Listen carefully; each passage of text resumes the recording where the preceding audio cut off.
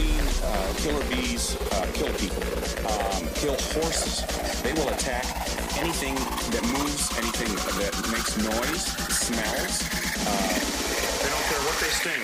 They will kill anything.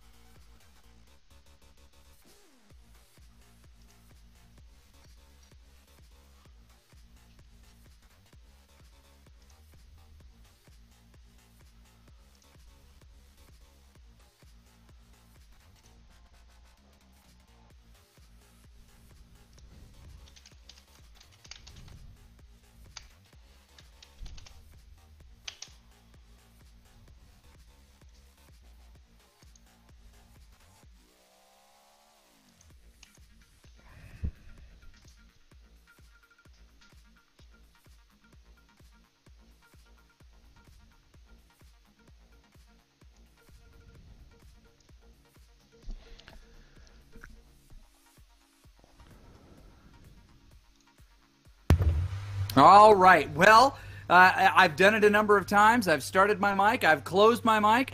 I can't decide what I want to do. Well, Scotty Weiss, rather, is in the group today, and he has decided what he's going to do. He is going to torture all these men. Casey Shum, Leonard, so many people, Zvonkov, many people who race this race regularly are in the pain cave ready to throw this thing down. We've got lots of different folks in the group. But, Frank, what are the races that we really need to pay close attention to today? So we've got a women's head-to-head in the A bracket today, Dixie Newsome and I just had it a second ago. Barb Priesel. Thank you for the save there. You bet. Appreciate that. And then we've got in the men's, I think it's C bracket, if I'm not mistaken, we've got Frank Deal and Mark Men going head-to-head as well. So that'll be very interesting to watch. So we've got a D race, right? And we do have a D race as well. And the D racers are Tim Agnew and Luis Rodriguez.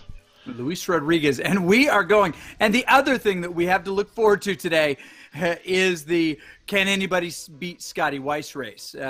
We'll find out, or excuse me, Scotty Weiss. It's going to take me a minute to get that worked out in my mind. But we see this thing get started right away with our first two riders as they roll off the front. Those are the races that we're paying close attention to here. I don't know who's going to win. Is it CVR Watcher or CVR Watcher? I'm excited to see which one of these racers it'll be. Both of them have performed well all the way through the season. They've been in every race. They haven't missed a single one, often finishing off the front. Very consistent in power. Very amazingly consistent. Amazingly consistent in power. But Dixie Newsom, Barb Kriesel there in the top half of your screen. You'll appreciate that beautiful background now by, of course, Saracen Cyclops right there making this beautiful shot look fabulous. We're about to, in 50 seconds, kick off the next ride here, the next group, which we'll report on here. But Dixie Newsom is in this A group, and Barb Kriesel are looking for the opportunity to advance to the final. Only one of them can go along for the ride. Only one of them can be there next week for this big finish. The other will be having to explain to anyone who asks, and maybe no one will ask, why they didn't continue. This is a race that means something. You've got Kriesel for Team Draft here. You've got Dixie Newsom from the Velocity Vixens. We've seen a number of their racers already today, and this is going to be exciting. 5 seconds to go on the bottom half of your screen for this CVR World Cup League postseason race. This is where it happens. This is the mixed bracket for the World Cup event here, and they throw it down right away. We're watching a few different folks. This is the B race, although it's showing us an A on the top, but a B in the, I don't know. It's all confusing to me. Tech, how do magnets work? We don't know any of this stuff. Welcome to my world, Chris. I'm glad you find it confusing as well. Well, I always find it more than a little bit confusing. I'm paying close attention to this top race, as we should, because Dixie is just trying to make sure that she's got what she needs to get out in front of Kriesel. Now, Dixie is a name that we know. What has been her history with the CVR World Cup events? Dixie came to Paris and was a fabulous racer there, a great supporter of CVR World Cup, and I always get a kick out of watching Dixie race. High intensity. High intensity on display right now as she's off the front of this group, trying to get away. And the group is not responding. They're still kind of globulous, which is a scientific description of their shape, ladies and gentlemen. But she finds her way back into that group. They swamp around her. They envelop her like a 50s monster movie and keep her right back inside. She's been probed here. Kriesel also in that group, trying to make sure that she gets away. Now, we've seen in previous races all day long, Frank, the interesting tactics of this unique 5-lap reverse Watopia Hilly course. That's right.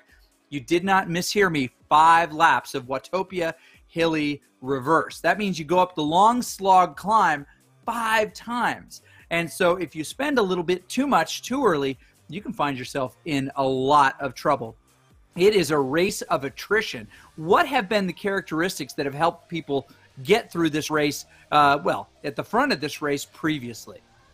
Strong legs, mental toughness, and a desire to meet in person the person who scheduled 5 climbs today. And so there's been some, I think, not too kind comments about the scheduling of today's race, and so we'll just leave it at that. But interesting tactics today. We've had a break succeed. In the last race, we had a break over the top of the last climb succeed. A brilliant move by Team Poland. Fantastic. Piotr, the 4th seed, moves to the finals. And that'll be exciting to watch. That will be exciting to watch. We'll break down who advanced here in just a little bit. We'll do that maybe in the middle part of the race in those brief moments when there is a little less excitement than others. But if you're looking right now, you're seeing CycleView CVR World Cup .com. You can check out any of the riders. You can see the Scotty Weiss cam. Yes, he's on rollers. You can see the Casey Shum. He's also on a bike. That's what he does. He rides lots of bikes. And you can watch those. You can score up your favorite riders and just comment. Tell them what you think they're doing. Tell them how you think they're doing. It's pretty darn cool. So as we line this thing out and get going, there they are right now. You can see them. Now we've selected in this Mark Min, Frank Deal, Casey Shum, and Scotty Weiss. Casey finding himself just kind of in a different spot of that race, almost looks in workout mode there. You can tell he did warm up with a workout because you tend to stick up those bars as you go. He obviously doesn't think he's racing for 10 days, 16 hours, and 54 minutes. This is true. He's actually talking about the countdown to CVR World Cup LA, isn't he? He absolutely is. Okay, well, good. I'll clear my calendar on those days. I'm excited to go and to watch and to call their names. That will be super exciting. I like Frank's really cool background and whole package there. He's got a lot of stuff on there. A lot of thank yous to his people, to those who sponsor he and his team, Deschutes Brewery and a few others on there. And of course, you can see his sweaty face in the upper right hand corner, along with that CycleView. Scotty going with the simpler look here. Where he just stares into the camera and causes us to just freeze in our place. I think it's called the deer in the headlights look, not for him, but for us. Yes, absolutely. Little known fact about Scotty Weiss, he once actually made a bull elephant turn around and walk the other way just by not blinking. True story. I couldn't make these up. I mean, these are just Weiss facts. I think he was doing a track stand at the time. I think he was. You just looked right at him, and that's what it was. Well, good. These early parts of the race are important because they give us a sense of the struggle that the group itself is going through. There's a lot of participation early on, but as we've seen throughout the day, Frank, teams have played a much bigger part, and teammates much bigger part in this postseason than originally expected. So I'm hoping we can talk about that for just a second. Absolutely, and we'll start to see that here on the climb. We've got Team Vixen out here. You see Dixie Newsom. I'm very exciting to see Dixie's Mohawk and Beth's Mohawk in Los Angeles in just a little over a week's time. And yes. That's total commitment to the team. And that's what you're looking for here. Teammates who are really going to go all out. We see Dixie's heart rate hitting 184 here. Yes. And you see Barb's heart rate a little bit lower. Doesn't mean she's not suffering in the same way. Heart rates are a little bit more variable across people. But it'll be interesting to see here. It looks like Dixie is just in front, so they're really staying right together. They really are.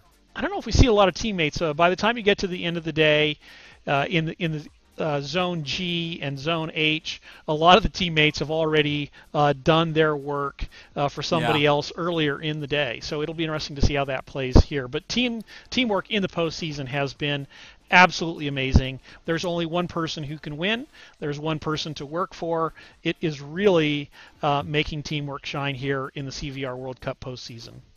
I think people have talked, how do you do team races? How do you do really good team races so you've got these great dynamics? And people have struggled with it. I've participated in a few little tests here and there to see how to make it work. And it's always problematic. But I think maybe CVR has discovered this, in a sense, accidentally. By making it an open environment for people to bring their teammates in and give them the benefit. I had the opportunity to sit down, well, not sit down. I had a phone call with Eric Denning from Team ODZ earlier in the week, and I asked him specifically, how has it been to jump in with these different races and actually work for your teammates. And what he replied, it won't surprise you, is he said he had more fun racing for his teammate and his teammates together, racing for a single teammate, than he's had in any other race where he was just racing for himself. He said it was way more fun because you're not afraid of blowing yourself up to help your teammate. And that is a really cool piece. So teammates in CVR World Cup League postseason, that is really how it's done, and we've seen it all throughout the day. Absolutely. And I think that's a great commentary. It can be so much more fun racing with a team, and I'm not sure why. Maybe it's part of the drafting and the subtle skills that you see that apply to Zwift, because I think people just think you're mashing on pedals to begin with. But after a while, you learn that there are these very subtle skills. And we saw Kim Little today looking like he was off the back, but he was leading from behind. He was, getting pulled along on the uphills in ways that I think were stunning. Brilliantly ridden. And once people have started to learn those and pick those up on those subtle skills, then teamwork starts to come into the play, because you can save a tremendous amount of energy, with different people, and you can give yourself up. You race maybe in a sense half the race. You might race it to the end, but okay, I just need to get my guy to the top of this hill, and my job is done. And it makes it just incredibly fun, and you can just kind of go all out and do things you wouldn't normally do. Take chances. And I would encourage more people to do that. I have a ride on Sunday mornings as an example where I try and encourage people to not play it conservative and not conserve energy at the end of the ride. I like them to conserve energy at the beginning of the ride because it's fun. Do something you wouldn't normally do in a race. Get out of your comfort zone. Attack when you don't normally attack. You're a survivor and you're just trying to hang in there. Yeah, do something. Play. Now, as we're looking at Dixie Newsom and Barb Creasel here at the top half of our screen, we are seeing real work happening right there. Look at those heart rates, 175, 170. They are putting out the watts, and they are together. They have shelled, not everyone, but definitely slid those other riders to the back of the group. They are much, much smaller than they were a few minutes ago. It looks like a 4-stack or a 5-stack maybe of total riders in that group. And no, it's a trio now. It's a trio. It was much bigger. They missed the Capelli, the Zvonkov, the Weiss, the Chris Beck group. They've gotten away off the front. Newsom and Creasel are hanging in together. But there's somebody else with them there. I can't quite see who it is on my screen. But they have a compatriot or maybe a confederate. Hard to know which they are. Minor. A minor in that group. One of my favorite chords. You've got a little break off the front in the men's A race, lower right-hand corner. I know here at CVR World Cup, we keep a lot of information coming at you. You've got the races that we're highlighting on the top with Dixie and Barb, and then on the left you've got Frank and Mark Men on the lower left, and on the right-hand side you've got Chris Beck, Capelli, and Weiss just absolutely hammering it on the front and establishing quite a lead already. Yeah, no kidding. It'll be interesting to see Beck and Weiss go at it today. Maybe Beck's going to say, I've put my hair in a bun, and this man bun is going to beat you today, Scotty. I don't care if you're riding rollers or not. I don't know that we've heard about the military experimenting with with brown sound waves, right? Where different colors, they're always messing with something. But I think that there's probably no more horrifying combination of colors than those rainbow stripes. They may be something that could scare the pants off of anybody who knows what they're worth. What is it like to these riders, do you think, to have to ride up against Scotty Weiss and those rainbow stripes on a weekly basis? I rode against him in the E-Crit series, And what I can tell you is that it was never any fun. He spoiled my fun every time, and it didn't matter what jersey he wore.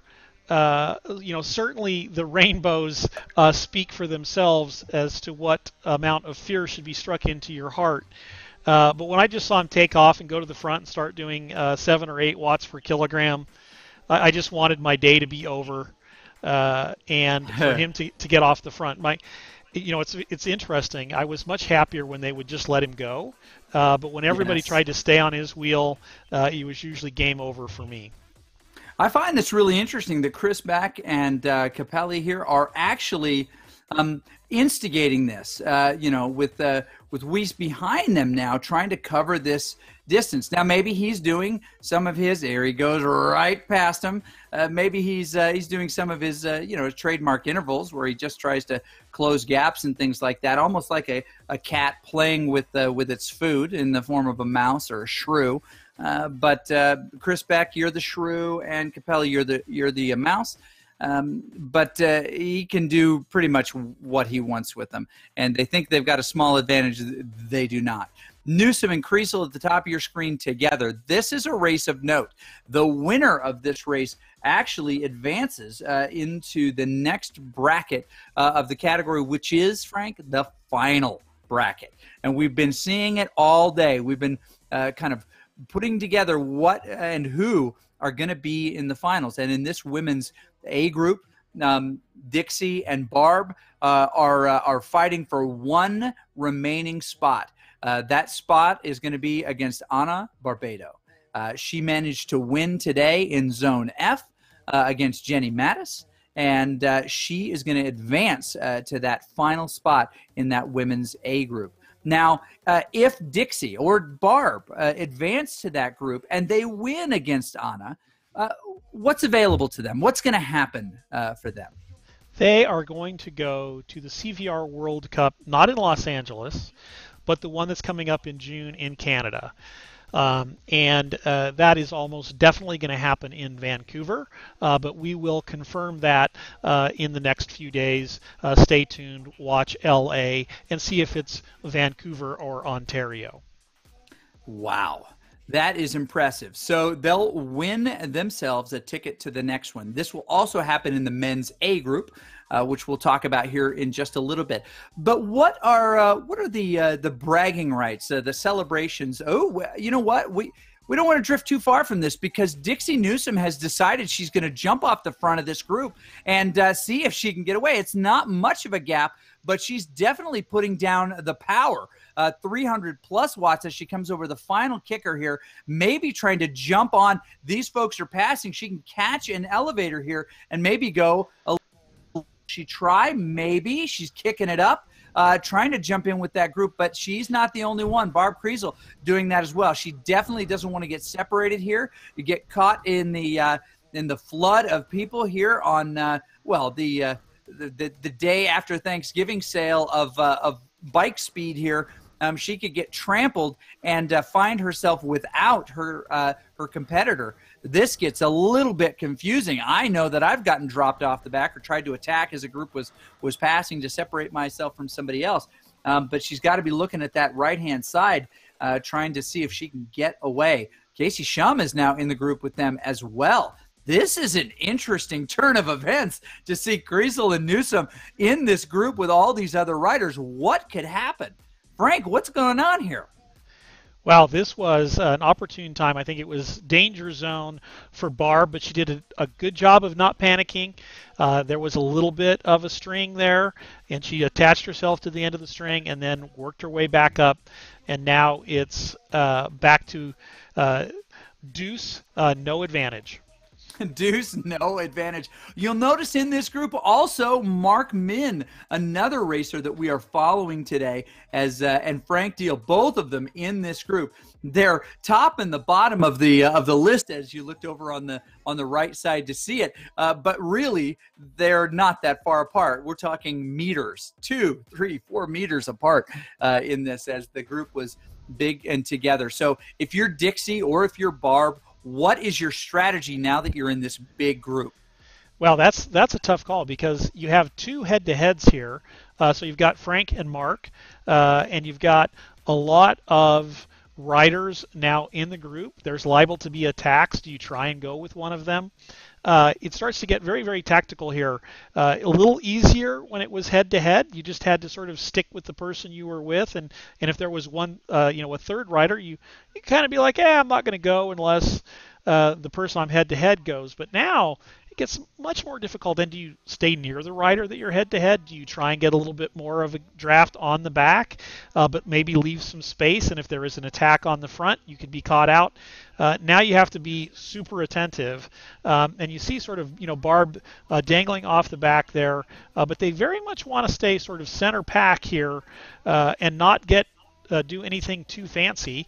And the same goes for Frank and Mark. They may be able to leverage an attack by one of the women to do something that is unexpected. Right? There's unexpected players now in the group. How do I handle it? I don't really know these people. How strong are they? Can they do a solo away from the group? The climb will probably sort some of that out right here.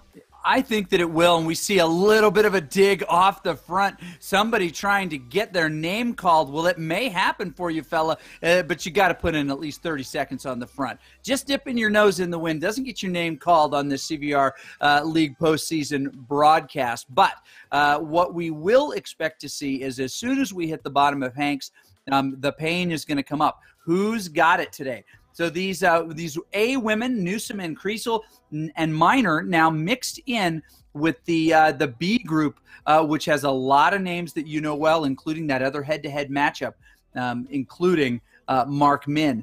Now, here's the other thing that I think changes the dynamic of this, Frank. Tell me what you think. Is that because they're in a big group, they actually have to be much smarter mentally because they can't just focus on one person and their relative watts per kilo. Their competitor is jumping all around. They're struggling to find them in the list. It's not like they're just riding together, and they're really starting to dig here. Newsom and Creasel kind of at the back of this group. Minor with them there. They're letting this group go. They had an opportunity here to maybe try to do a little bit more, but they're letting this group go. Mark Min finds himself at the back end of that group, trying to climb the ladder a little bit. But Frank Deal really digging off the front there, trying to get something, and he's looking like he's got a huge gap right now. This could be a move of note. He's right on the wheel of a teammate. Oh, my goodness. Casey launches him like a booster rocket on a Titan V and says, let's go to outer space, brother. And he comes with him. Look at that huge gap behind him. Unreal. That is some teamwork. But, buddy, you got to close that gap and get on your teammate's wheel. I mean, like, tight, man, tight. Frank Deal right there. Right on the wheel of Casey Shum as he's coming up and over. But who's going to close this down? It doesn't look like it's going to be another one of their teammates. Well, my gosh, it shouldn't be. You got to close that gap a little bit. He's gone with the disc wheel today to try to give him a little bit more top speed. But if Mark Min hears the bell and realizes it's his time to come to dinner, if he's got any chance of getting some scraps here in this race, he's got to dig in, put his elbows on the table, and feast. He's got to close that gap himself if he wants to be able to do it. And the women's side, they are still tight together. Minor in that group. They're spreading out just a little bit. Mark Min finds himself pocketed in that group right there, keeping his nose out of the wind. Maybe the smart play here, just letting those guys, Frank Deal, go at the front. And he's got a big group with some strong fellas in it, and they may be able to close that down. It looks to be only about 3 seconds in that gap. Frank, with, of course, Casey in that group.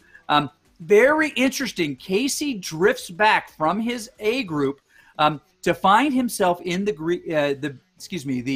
B group to help his teammate. You've got two Team X riders, Team Experimental riders there together.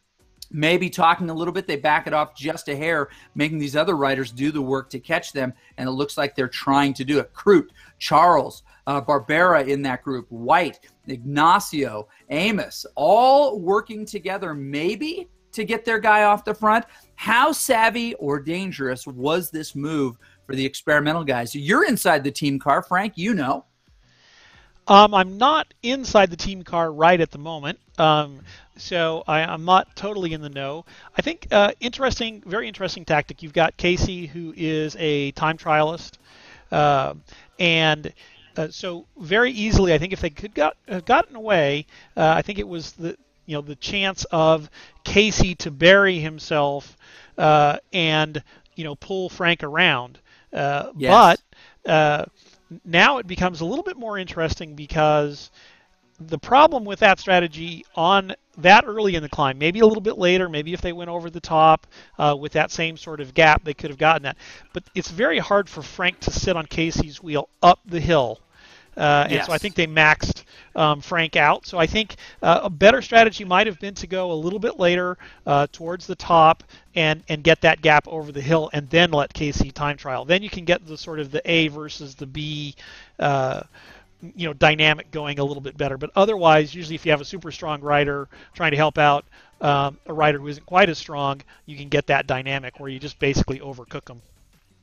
All right. Well, if you're a bartender and somebody walks up to you and says, "Yeah, give me an exciting race," you're going to add equal parts effort and talent, and then you are going to vigorously mix with teammates because teammates make this a strong drink that is gonna kick you, and that's exactly what's happened. Now you'll notice that Deal has picked up both Garcia and Zvonkov. And suddenly, this changes quite a bit. Casey's his guy in there, but 4 is better than 2. 2 plus 2 is 4. Minus 1, that's 3. Quick maths. And they're doing a really nice job of just kind of dangling this out in front. Maybe this is not going to get away. And that looks to be right now. Kroot is invested in pulling it back. It's a larger group. It's just 2 seconds now. But we have demonstrated what it takes to break this group in half, and that the second half of this collection, while very animated in the chase, was not in a position to chase it down when it happened. They let it go or failed to respond or couldn't respond. Now they pull them back into the fold. There's a little whispering of Deal, who says, "Come on, man, let's try that again." And they're back together. On the women's side, we see Newsom and Kriesel now descending that hill. No real excitement as they came up, other than the fact that they were climbing pretty heavy right there, which is nice. Nice. They're doing some good work. Both of them putting out the effort necessary. But this is, of course, just the second time up this climb. They have 3 more of these climbs left, and that is insane to me. Absolutely insane. 27 minutes in for these women, 25 for the Frank Deal, Mark Min group that you see right there, and lots and lots of climbing to go here. As they enter this flat section, we don't expect to see many fireworks at all. So let me ask you, Frank, recently a group has announced that they are going to virtual Everest this coming Saturday, which is something that you know really well. Maybe people don't know this about you, but you were the first person to virtual Everest. You set that Hall of Fame time, which was somewhere around the neighborhood of 17 hours. How long did it take you to virtual Everest, and what the heck is this thing? Well, I think it took me closer to 24 hours, but somebody told me it was 17 hours. And since I was delirious from about 15 hours on, I will believe whatever somebody tells me. It took me to climb the same number of feet as Everest, so from sea level to the tip top of Everest, the same number of feet, same number of meters on a bike. Obviously, you're not doing that on Everest. Obviously, I was even doing it virtually. So you pick a hill, you go up that hill. It can't be a loop. You got to come back down the hill and go back up the hill repeatedly. I had to do it 147 times. Oh my goodness. Or 400 times, because I only went halfway up the steep side of Watopia. You tend to want to pick a steep hill so you can do it faster in theory. About halfway through, I thought that was the dumbest idea ever. I wanted like the most shallow slope there was. But it was an experience. My family was there. My son dumping ice into a tub. I would hop off the bike. That's permitted. As long as you don't sleep, you can't sleep, but otherwise you can hop off the bike. And I would literally jump into a tub of ice for 15 minutes every 4 hours, and then hop back on the bike and keep right on going. So it's an experience. So I think doing it as a group is a great idea. I just hope everybody is got the fitness for it, which I'm sure they do. But I don't think you don't want to just hop out a weekend warrior and try and do an Everesting. No, some Zwift favorites that quite well: Eric Denning, Toby Bingham, many other folks are going to do this virtual Everesting on Saturday. Now they have selected the Epic KOM Reverse, partly in the same idea that you had, which is it's a little bit steeper, so you can add up those vertical feet or meters, depending on how you're counting it, a little bit quicker. How many total is it? I mean, thinking feet is 29,000. Yes, is that accurate? that is accurate. So it is a lot of climbing in one day. Let's just put it that way. Well, so what advice do you have for those folks who are getting ready to do this? Their goal is to finish it in about 13 hours, and they think that they can do it in about 13 hours. 13 hours is, by my estimation, entirely too long to be on the bike. I've done Seattle to Portland, which does not include 29,000 feet of elevation gain. And just being on the bike for 13 hours is a completely different kind of fitness. And to me, that is the real challenge. It's not the mileage, it's not the elevation gain, it's the can I be on a bike for 13 hours? But you did it in 22, 23-ish. What advice do you have for them as they're going up? And what do you think of that course as far as the Epic KOM Reverse? Well, I think one of the things for people to understand about virtual Everesting as well is you have to have your trainer difficulty set on 100%. Yes. And so my first thing to them would be, I hope you have appropriate gearing, because a lot of times on Zwift, you just can change your trainer difficulty to compensate and get quote-unquote the correct gearing. You can't do that in a virtual Everesting. And so I say that's a aggressive point. Now, speaking of Everesting record holders, Scotty, I think still does, but I know at one time held the shortest time for in real life Everesting, and that was just 9 hours or something, 8.5 hours. That's ridiculous. Yeah, something completely ridiculous. But I would say two things beyond the gearing. One, plan on it taking you longer than you think, because you're going to be going a lot slower at the end based on that trainer difficulty than you think, especially if you don't have the right gearing. If you don't have the right gearing, it could be game over.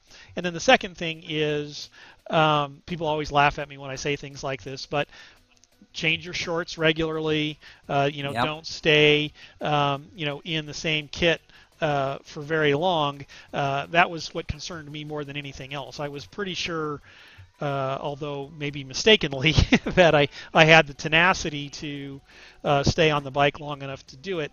But something like a saddle sore or something like that, could end your day. And in fact, my knees hurt, my legs hurt, my butt hurt, my elbows hurt, my wrists hurt, my hands hurt. Everything hurts. Well, yeah. I mean, I couldn't walk for 3 days. It was not pleasant. I was not. I was getting back in shape, but I was not in the kind of fitness I needed to be. That's why I always caution people. You think you can be close, and if you have tenacity, you're the kind of person who will go for it. You'll stay on. But that probably wasn't exactly good for me at that particular point in time. Yeah, it can be if you don't prepare for it properly. It can set you back in your season. It can create injuries. It can create tension, friction in places where you do not want it, and you won't quickly recover. It's a really good point and piece of advice. Now, one last question about virtual Everesting: if you had the chance to do it again, no. I don't even contemplate it. It's an interesting thing because had you asked me in the month or two afterwards, I probably would have told you, yeah, I might do this again. And the further I get away from it, this is not like having a baby. I don't want to have another one. And I'm not forgetting what the pain was like. And in fact, as each day goes by, I think I was completely nuts. And so it's the strangest thing. Usually that doesn't happen to me, but it is how I feel at the moment. Like if someone said, "Do I really want to go do this?" I would be like, "No." Like go race, go ride outside. Do a century. Yeah, do anything but. Right. Yeah. And go do a century, eat lots of cookies, and feel pretty good the next day. Is my advice. You heard it here first, folks. The first virtual Everest, record holder says don't do it. It's a bad idea. It is that discomfort that you just have to find yourself in, and I think like many things, it's once you find yourself in it, the pain of not continuing may overwhelm the pain of doing, but the pain of not starting. My mother used to say this, Frank, no pain, no pain. And I tend to agree with that. Yeah, okay. Well, obviously, you have some great genetics and intellects in your family, because that was well said. I think your mom was very, very wise. Yeah, very wise. Okay, we see a little bit of a status quo for our women right now. No one trying to animate this. I think that they both are keenly aware both of the strength of the other rider and how much further they have to go. But I want to know from you what you think of this disparity in heart rate. About 5 ticks. Newsom, Creasel, it's clear that Dixie is working a little bit harder right now than Creasel is. And I'm wondering if that's going to come back to haunt her in a little bit. We'll know a lot on this climb, especially if Barb puts in a little bit of a separation on Dixie. Can she, in fact, pull it back? Will Dixie become unhinged? Could be. Paying attention to the heart rate is good, but Dixie's a fierce competitor. And sometimes fierce competitors, they get a little extra adrenaline in their system. Their heart rate is a little bit elevated. It can cause problems. It can also do the reverse, right? It can give you sort of the extra oomph to do something special. And I think, both ladies are at a high heart rate. But if you look at the men are at high heart rates as well. And here you see Dixie going off the front here, and sometimes that's your heart rate elevates sometimes because you're going to do something, you're going to try something, and your body is pre-prepping itself, getting those chemicals into the bloodstream to make the effort. It'll be interesting to see what happens here. Let's sort of focus in on Barb's view. They're still pretty close together. They are. They're not far apart. She's not panicking at this point. She doesn't feel like she's got to throw everything, into the cannon and fire it across at the other ship. She can just kind of bide her time and take her aim. She's not getting away from her on this. In fact, she's moved ahead of her just a little bit, but not in a way that she's trying to completely unhinge her. There she is with that mohawk. We do love that mohawk on Dixie Newsom. Yeah, that I think is really cool. It's kind of, the professor versus the warrior here. You see, Barb sort of not panicking, just, riding along. I imagine, it's like she's saying to herself, I've got this, no problem. I've got some wonderful tactics planned for later. Dixie, knock yourself out. You're not going to panic me. And then I think you've got Dixie out there going, I am going to rip your legs off. Just wait. And I kind of like the dynamic that's shaping up in terms of these two riders. Now, they're playing it a little conservative for me, so I kind of like the go to the front. and pedal harder, and both of them, if we were in the same room, would give me the look at this point, saying, Yes. Frank, how often do you pedal harder at 180 beats per minute? Yeah. And my response would be, I don't get to 180 beats per minute. Right. You guys might have a point. But you do have this special, people have different strengths. I'm a sprinter, so I can be at my max or near my max heart rate and still unleash a sprint. That's just how I've trained myself. My mind thinks it's going there. We saw some people talking earlier in a different broadcast during the E zone today about, it can be mental. There's a person who gets to a certain spot on this reverse climb and he's like, oh, I'm going to get dropped here. And he probably gets dropped there every single time. Whereas on the reverse climb, I'm like, I don't know why I'm going to be able to stay. And I stayed once with Ian Bibby. Now, that was only one time. The next time I was dropped right at the base. But my point is sometimes it is mind over matter. And so it'll be interesting to see how it plays. And in that vein of mind over matter we saw earlier today, we saw last week, when you have a teammate with you, you're able to do more than you would be able to do otherwise, because you don't want to disappoint your teammate. Your mind may say, I can't go anymore, but your heart says, I got to stay with them, right? And you're able to kind of pull through, make those little deals with yourself, another 30 seconds, another 60 seconds, to the top of this climb, to the bottom of this descent. I'll just do what I can to stay with them. And those can really help you. It helps these riders to have riders behind them. If this were just a time trial, A, it would be really boring to call or watch. But B, you would not, I don't believe, get the same effort out of the majority of the riders. As we look back in the other group, they are just passed through the banner in this group. You've got Mark Min, of course, in that group. Casey Shum still trolling the front. It'll be interesting to see if he tries some of those tactics again we saw. But Scotty Weiss doing his unbelievable efforts there at the front. I said Weiss again. I mean Weiss. Well, I don't know what I mean. On the other side, we'll bring up that's Casey look to see what he's showing on the screen. You can do this too by traveling to this website. You know it as cycleview.cvrworldcup.com, and it is where you can find this World Cup broadcast in all of its many flavors. And you can choose those for a buffet, if you will, a buffet of different riders doing amazing things. I love that Scotty goes into his closet every time he rides, and he pulls out anything with stripes on it that he can get. Last week, I think he had different bottoms on, and there were stripes on the leg cuffs. He's probably got striped underwear. His chamois probably striped.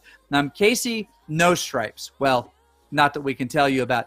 Casey's got his zipper down, and he's rocking his beautiful Team Experimental kit, showing us what it's like to ride in that group. He's hanging in there with his headphones, hanging on with his teammates here, trying to do a little work for his teammate in that group, and trying to best Mark Min. Mark Min has got his hands full. When you've got Shum working for your opponent, this could get really tricky. We saw it at the end of the broadcast, specifically the broadcast you just may have witnessed, where Trzynski managed to get his teammate, Tuzinski, they're very, very similar names, to just do a little bit of work for him, more than just a little bit of work, to get all the way, right? Pyotr Trzynski beat Jaro Nefkins in that Zone F and will advance to take on Yoni Grabdal in the championships next week. So excited to see which of these events, the zones, are going to get to broadcast that event to you. The fabulous team at CVR World Cup League will get behind and figure out which one of those it's going to be, and we will bring it to you. Excited to be a part of that. So Mark doing everything he needs to do to stay in that group in this B bracket, and he's come a long way down to make this happen. Mark himself has been racing week after week after week in this men's B bracket. And here's what I can tell you. Although open racing happened first week, Tuesday, February 27th, they did just the simple London flat that week, 3 laps, 40K, 25 miles roughly. Mark happened to beat Mike Work to advance to this bracket. Frank we got a big bested Liam attack. Baird. Let's big attack. Big attack by Crute in this B race, which should be very, very interesting to watch to see if that breaks anything up. It will. Now he's off the front there. Casey kind of sitting there also at the front, setting the pace. But Mark Min's smart to know that he's got to stay right there with Casey. Make sure that he does not get away. What heart rate is at this point. Well, let's check it out. We can click on it and find out. For men, and we'll go find Frank. Where is Frank? Right in front of each other, 172, kind of sitting in that same zone. Oh, you got Amos now? There's Frank. There's Frank, 65. No, we missed him. Missed him again. He is in stealth mode, I think. That's he is. There he is. 162. Yeah, maybe this next climb they'll try something again. Well, this seems to be, to me, a deliberate kind of calming of the heart, a saving of the energy so that he can explode. One of the more critical and interesting things about cycle racing, bike racing, even virtual bike racing, is this recovery, that you can go as hard as you can until you can't go anymore. It seems like you're exhausted. But how quickly can you recover and go again? Folks like Scotty Weiss, that is their secret sauce. They're able to recover and go again. Dixie Newsom, Barb Creasel at the top of your screen. And Frank I will just challenge Scotty, since he's out there on the front. It looks like he's trying to go hard. I'll just let him know that 3:31 is not the best time of the day. He needs to get to like sub 3:30. Probably needs to get into the 3:28 zone in order to have the best time of the day. Just saying, Scotty, if you want something to shoot for. Yeah, I believe we had a men's D race that finished a little bit faster than that, Scotty. Not that you should focus on that, but he's a guy who likes a challenge. Maybe he'll take this one from us. Maybe he won't. This is a man, of course, that likes to listen to a classic, old Walkman Sport. Yeah, that's the yellow one. That's the one that you could get wet, but not really submerge underwater. And he listens to an old cassette of basically gears grinding. That's what he likes. It's his music. But whatever it takes to get him to that. I'll be very interested to see. He does have the fastest time on the hill right now, but to your point, 3:31 is not it. 3:31.4. Capelli not far behind him with 10 seconds of gap. But Newsom just doing a little bit more work here to try to kind of get over the top. She accelerated as she came up and over the top of the hill to create that little gap. Now, does that create a spark of concern in Barb when you see your opponent kind of getting away? Or is it your business as usual, all calm on the front? I think Dixie is setting her up. I think this is, sort of classic tactical racing, which is you kind of do these digs and you kind of come back on purpose. You kind of make it maybe a little hard sometimes, and you lull the other person into believing that every time you do that, that's going to be your behavior. And then one time, you just keep the power down, and instead of getting a 1 or 2 second gap, you get a 5 to 7 second gap before the other person realizes, oh, wait a minute, this is different this time. So you're just trying to get that pattern to be in their brain. So we'll see if that's what Dixie's doing, but kind of looks like that to me.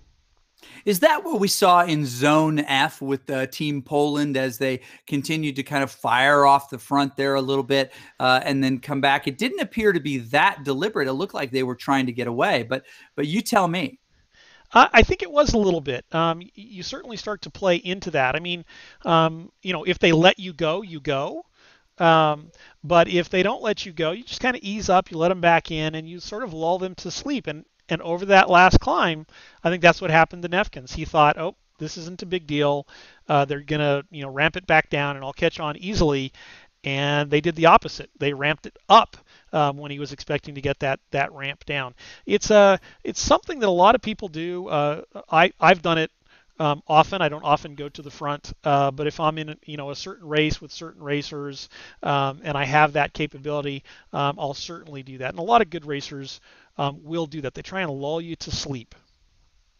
Yeah, they do. You know what? Not being lulled to sleep right now is Frank Deal, who has had to respond a couple of times to the effort. Well, excuse me, it's Mark Min who has to respond to the effort of Frank Deal and his teammate Casey Shum, who are trying to dictate a little bit more. Deal rocking that beautiful green color, so common throughout CVR, and of course Team Experimental, that black and green combination. Zvonkov right on the wheel there. These guys are kind of hanging in the back there. Casey Shum, very recognizable with that headband in the group. Now they find themselves kind of at the back end of this big group. Attack coming. Yeah, Mark Min deciding he's wants to put in a little bit more, maybe just trying to catch on to this gap that's starting to come at the front. Amos, Chan, Corliss, Ignacio, all in that group. They're going to pull them back. It wasn't quite enough, but who's going to the front? Who could it be? That's right. Frank Deal counterattacks right over the top and through that group. Min just discovers it a little bit late and has to cover this distance. He's got to climb up through it. He sees his man. He fixes his sights on there, that Bikes and Beer jersey on his back, easy to spot with the white stripe on red, blue shorts, pulls those guys back. Is there a counterattack? Is there a counterattack? Who knows? Bicycle Attorney is another name that we've called a couple times today, although that is one of his teammates in that group. Now, here's the question. Who at home is down with HPP? Do you know what team that is? Do you know the name of that team specifically? It's not one that I recognize. I do not. And so who are you rooting for in this, Frank? Let's put all the cards on the table. Are you looking for a Team Experimental win here, or are you down with HPP? I think I would rather see Team Experimental win today. I am a Team X racer. I am not as fit as I have been maybe a year ago, but hope to return there sometime soon. But certainly pulling for the guys to do well today. Yeah, and all of that commotion, that scuffling, that fight in the parking lot calms down. The teachers come out and get everybody in order. Back to the women's race, Barb Kriesel, Team Draft, just trying to hang on to her spot in this group here, making sure that she does not let it get away. Just a few riders in front of her, but wants to make sure that she doesn't get separated. Dixie's on the front, I think. Yeah. If she pressed her advantage here, she might be able to make something happen. She might be able to make, she's doing a little bit of math in her head as well. It doesn't look like she's trying to explode off the front, specifically Dixie I'm speaking about now. Barb sees just enough little islands or rocks across this stream that if necessary, she could hop up, get a micro draft from each one, probably pull her back. Barb's, kind of operant position here seems to be patience, right? That is part of her character sheet. She is a patient racer, and she knows that this isn't the final climb and that this isn't the big finish. If she's got her in a spot where she can reel her back in, then she's in a good spot, and she doesn't have to kind of worry. Maybe Dixie, trying to get a little bit more advantage out of this, saw an opportunity to break her off the back. But as you see the red with the white and black jersey up ahead, you know that that's Dixie. And Barb, quite relaxed here, despite being 181 beats a minute, comfortably rolls to her spot in the peloton and just in front of her. Dixie settles back in on the wheel of her opponent here, knowing that there are still 2 more climbs. Now, I take that back. 1 more climb left in this race. 1 more climb following this one, right? Yeah, fantastic racing today. One to go. The bell is ringing. We hear the cowbell as we go through start finish here with Frank Deal and company. And it'll be interesting to see. Very, very tactical play. Like I said, I'm going to call Barb the Professor Creel, not Creel, Kressel, and it'll be interesting to see. And I'm going to call Dixie the Aggressor Newsome, and it'll be interesting to see which demeanor wins the day today. I tend to like patience and energy conservation, but we'll see on that final climb. Now, bike riders come in all different ages, right? And you can race across ages, which is one of the most exciting things about it. So what's your guess? The difference in age between Barb and Dixie? How much more wisdom is in one than the other?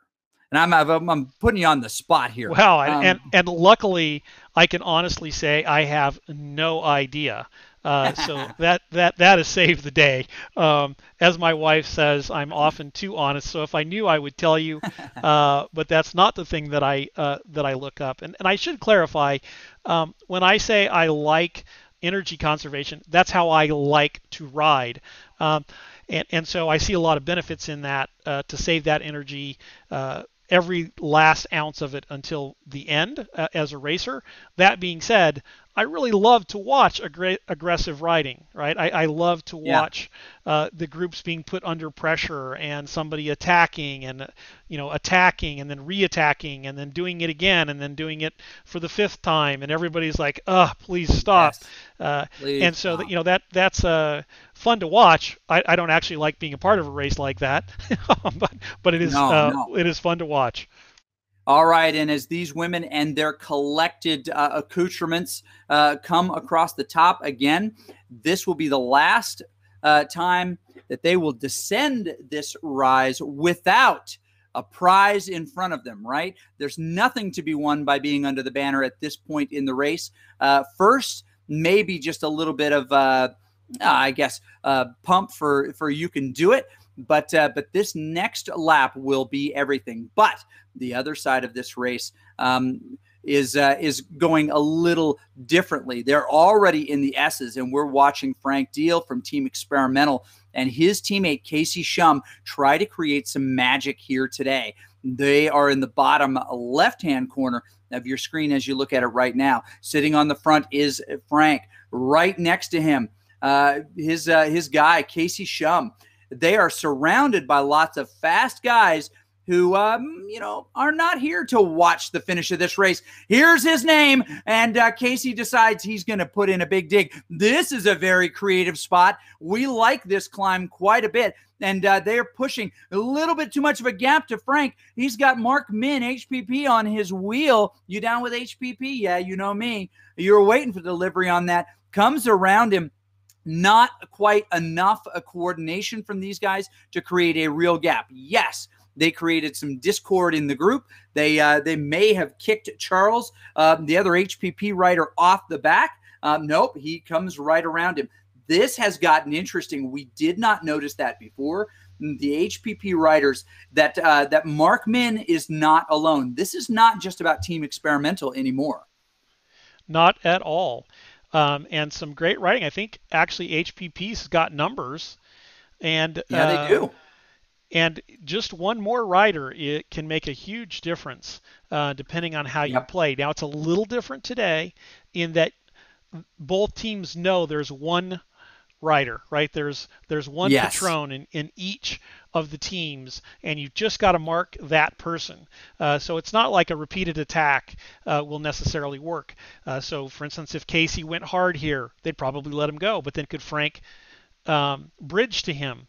Yes. Well, probably not. You've got 3 or 4 HPP riders that could pull them back, and so tactically they can control the race. So it's going to be a little bit harder for Team X, which is used to dictating races at times, to be able to dictate anything here. Boy, that is true. And with Charles in the mix now, this helps a ton. It is definitely a team v team race. But these other riders, as I mentioned, are are not in a position where they want to just watch these guys duke it out for the finish.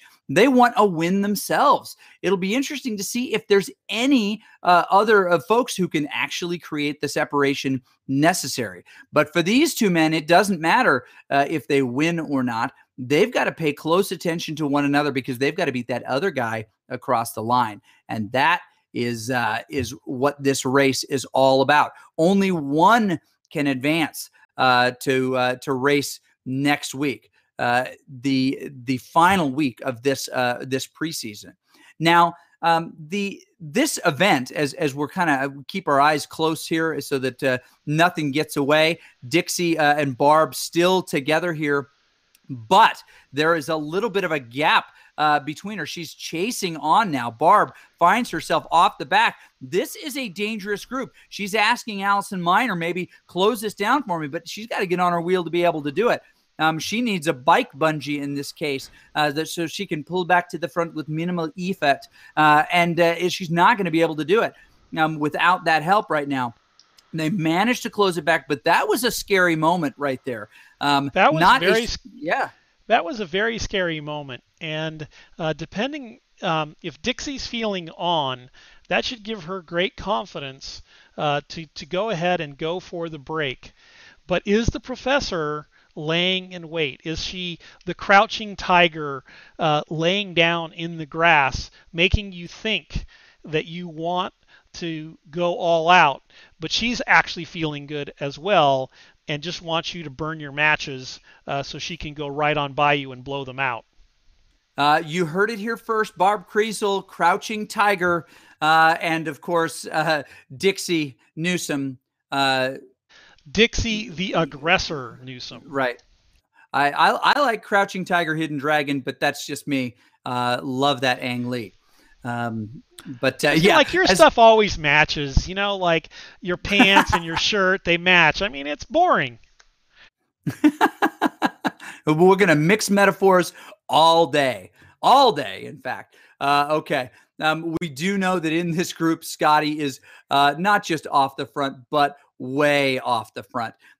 They are really evenly matched, Barb and Dixie, really putting in even watts throughout. In the men's side of this, and you can check out these live results anywhere that you choose to. David Charles is the compatriot of our guy, Mark Min. David Charles doing all the work for his buddy in this case right here. Now, as we look at this, they're coming up and over the hill. This is where the magic has tried to happen every other time. Ignacio, the vision writer, at the front. Is he also working for Schum and Deal? Orange numbers. Orange numbers. That means there's a lot of hard work. But Schum slides to the back there. He's back there with Charles. Kroot just in front of them as well. Mark Min mathematically further ahead on this little list right now, but not that much. Actually slid to the back. It can happen so fast. Chan also sporting that HPP. That is not Charles. That is a third rider in here. We saw in the previous race as it starts to settle down here, Team Poland doing a really nice job for Szerzynski as he was able to get the win in that one. He couldn't have done it without his teammates. Well, maybe he could have, but it wouldn't have been in such dramatic fashion. We saw his opponent give up at the end, knowing that he was doing the math in his mind. We saw him riding in the air, carrying the one, a beautiful mind, and he determined that that there was no proof in this proof, and it was a lost cause basically from the final bridge to the finish line.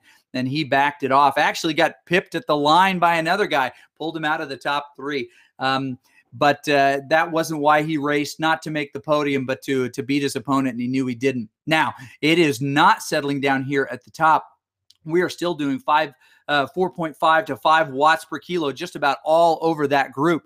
The women still together, Newsom and Kreisel, not separating there. The Crouching Tiger, the Hidden Dragon, you decide which one is which. Mark Min, HPP, trying to outrun Frank Deal and Team Experimental. It's HPP versus Team X. And we don't know who it's going to be. We know who Frank is suggesting is going to be at the front of this.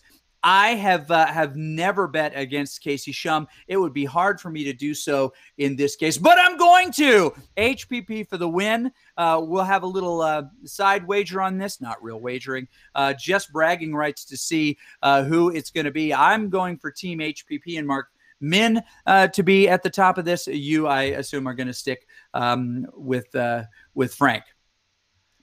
I am going to stick with Frank on a matter of principle. How's that?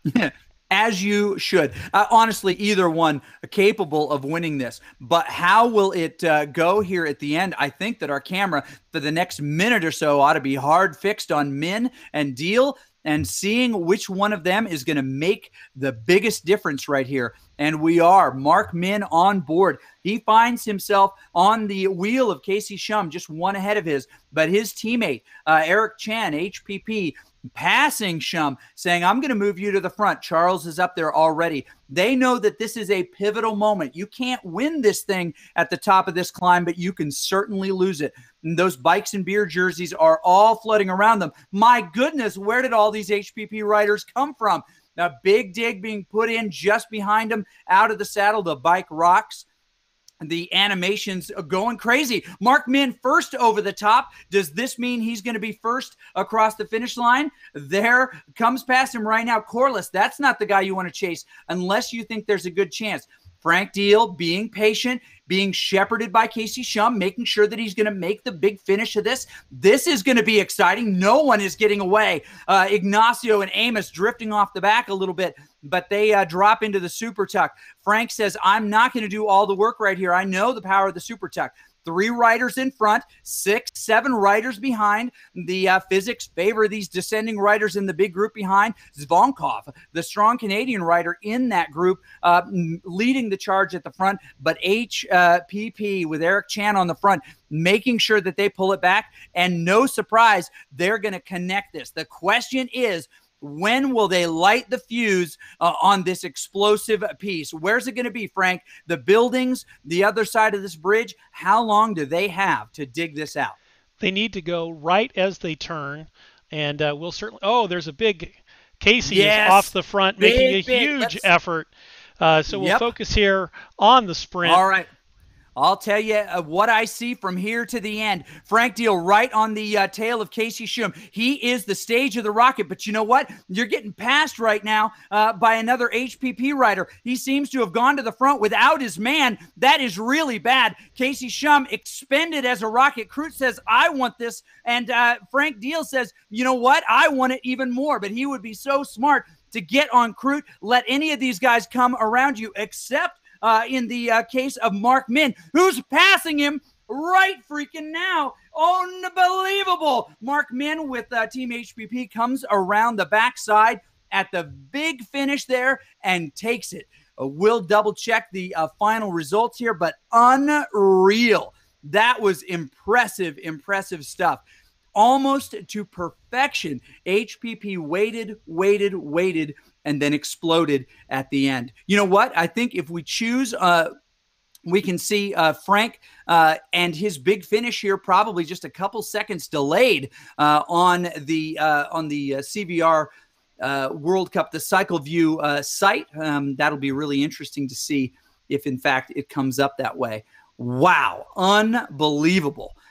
Dixie Newsom in hers. Now, just a little bit of reaction here. Nothing. Well, there's plenty of excitement in the women here, but Frank comes in 4th place.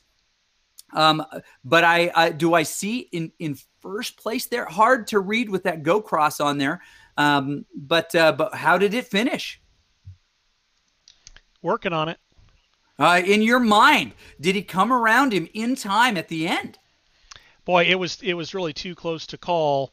So it's let me get the results. We've got the live results here. Pull those up, and it looks like we're going to set up for a sprint finish for the women as well. Oh my goodness, this is going to be exciting. Who will they go with? You're going to see 2 unbelievable finishes back to back here.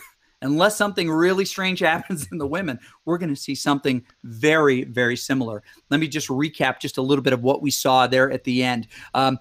The Team X escaped off the front as they came up and over. You get that little advantage as you came up and over. Mark Min appears to take the entire race. He came from 6th or 7th position in the last 300 meters to come across. Frank Deal, almost hanging on to the big finish himself, takes 3rd.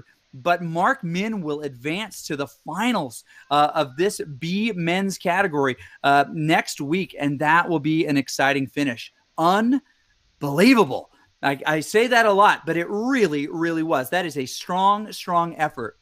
I don't know Mark well. I may have ridden with him once, maybe twice, but that was an exceptional effort, facilitated by a great team who didn't give up on him. We saw Chan at the front of the group, finding that he was without his guy, making the savvy move to drift back and be part of that pain train, including Charles. Eric Chan drifts back to pull his guy, Mark Min, to the front of that line. But in the end, it was all about Min and what he had in his legs. Casey Shum did a great job shepherding his guy, but it may have been too long of a burn on his rocket. May not have been able to completely close that down. Coming up over the top here, we see these women. Maybe we're going to see this little savvy kick over the top. Barb kicking it up a little bit.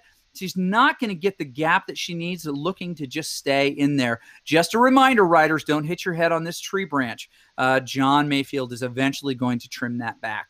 Newsom, the Vixen rider, sitting comfortably in here. When will they choose to ramp it up? Who's got the biggest sprint in their legs? Who will instigate? And who will capitulate? What's your guess, Frank, here? You know these two riders, the Crouching Tiger, the Hidden Dragon. Dixie, the aggressor, Newsom.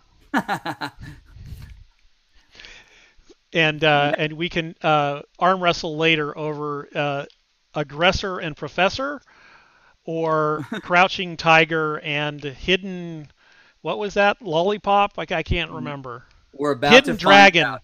Hidden Dragon. That's what it was. So, Creasel or Newsom, who's got the bigger kick here at the end if they set it up right? I think it's going to be Newsom. Okay. So what's got to happen for Barb here is she's got to make sure that she gets on any aggressive wheel and tries to put any kind of gap that she can in. She may have a longer burn here than Dixie, but I think that you're probably right. Dixie is going to take this one in the end. She is the aggressor. Yeah. If she has the longer burn, she needs to go about halfway down this straight and get the element of surprise. Yep. And she drifts to the front here, but as we look at her watch, now she should go. Yes, she should, but she hasn't yet. She's ramped it up a little. 4.7 is not enough. That's not escape velocity. You just can't let that spring coil in Dixie Newsom this long.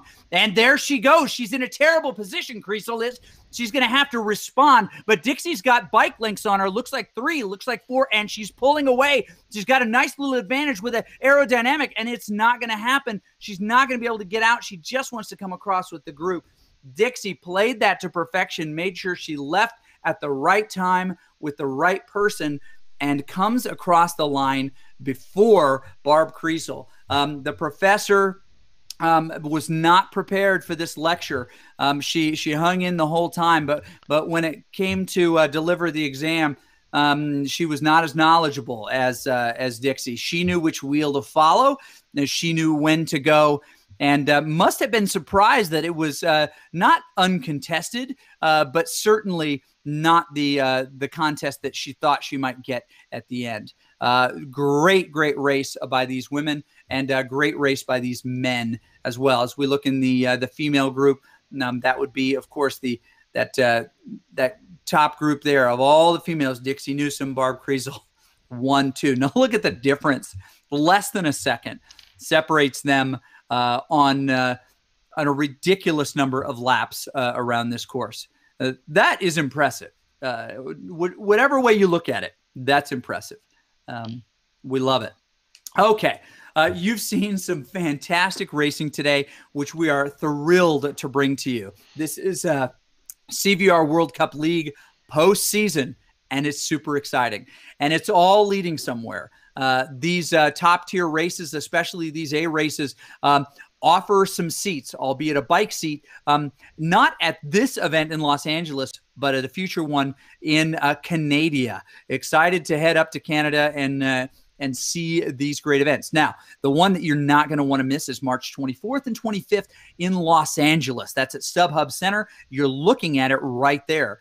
It is a beautiful velodrome and a fun place to be. You're going to be able to come out and smell the perspiration off of these amazing racers. And here's who we know have made this race already in the women's field. People that you're going to want to see. You need to come out to this. And if you can't make the trip, you're going to want to watch it and tune in on Saturday and Sunday, March 24th and 25th. If you like great stories, if you like great cycling, you're going to want to check in because this is going to be awesome. Okay, so as we get ready to close out this show, we're excited to invite you out next week for the final event, which of course will be the final week of this postseason. We're going to crown some champions in the A, B, and C. In the men's A bracket, you'll see Yoni Gravdal against Piotr Szczerzinski. In the women's A bracket, you'll see Dixie Newsom against Ana Barbado. In the B bracket for the men, you'll see Lewendorf versus Frank Deal. The race you just saw, Frank and his team will take it out. Mark Min. I said it wrong. And the HPP who are celebrating right now will take it out on the folks of Lewendorf. We'll tell you very soon which of those zones you're going to want to see, but we're going to grant some champions here. In the women's B bracket, you're going to see Anya Lewendorf, or Droff, Lewendorf, not related, Lewendorf and Lewendorf, against Sandra Deegan and her incredible teammate as well. In the C bracket women, you're going to see Pose Stefan against Cheryl Muldoon. Did a great job against Vivian Workman today, a strong rider. In the men's C bracket, Tommy Hutamaki against Simon Nielsen, doing a nice job. And in the D bracket, Nick Cleese against Tim Agnew.